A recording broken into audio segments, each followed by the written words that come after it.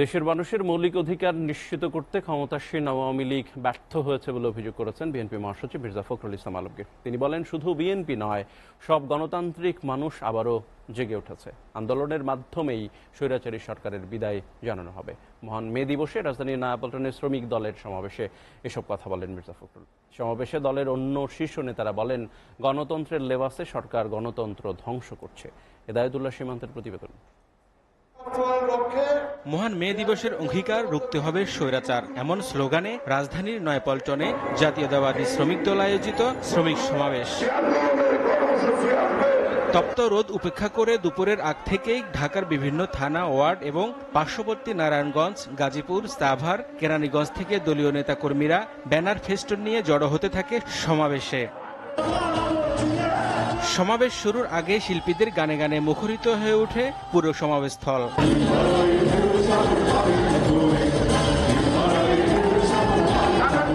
এরই মধ্যে নেতাকর্মীদের পদচারণায় কানায় কানায় পূর্ণ হয়ে যায় নয়াপল্টন এলাকা।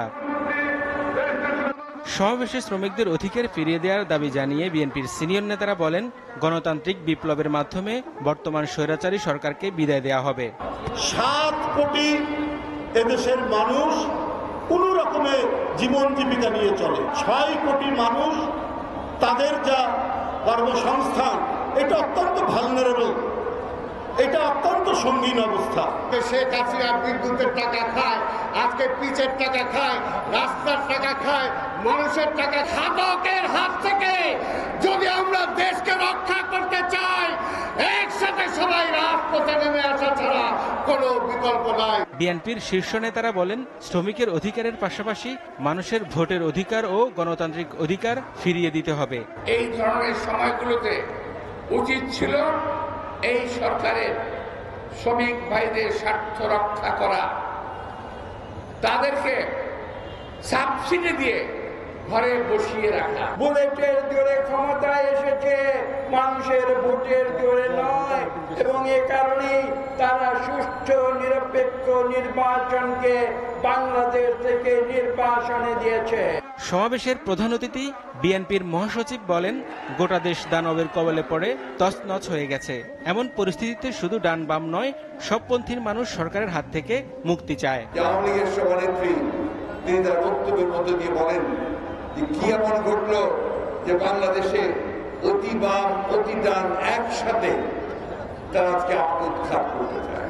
আজকে শুধু অতি বাম অতি ডান নয়, আজকে সমগ্র বাংলাদেশের, কিছুক্ষণ আগে তারা বলছে সমস্ত বৌদ্ধপন্থী শুধু নয়, সব মানুষ যে কোনো পঞ্চায়েত হোক, তারা মনে করছে যে এই সরকারের আমলে তাদের ন্যূনতম অধিকার, সেই অধিকারটুকু কেড়ে নেওয়া হয়েছে। তিনি বলেন, গণতন্ত্র ও মানুষের ভোটাধিকার ফিরে পেতে শুধু বিএনপি নয়, সব গণতান্ত্রিক মানুষ আবারও জেগে উঠছে।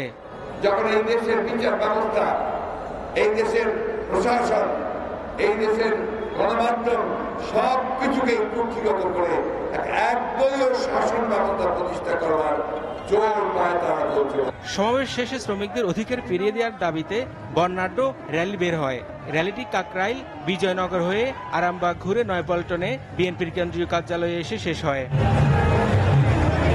হেদায়েতুল্লাহ সীমান্ত, এসএ টিভি, ঢাকা।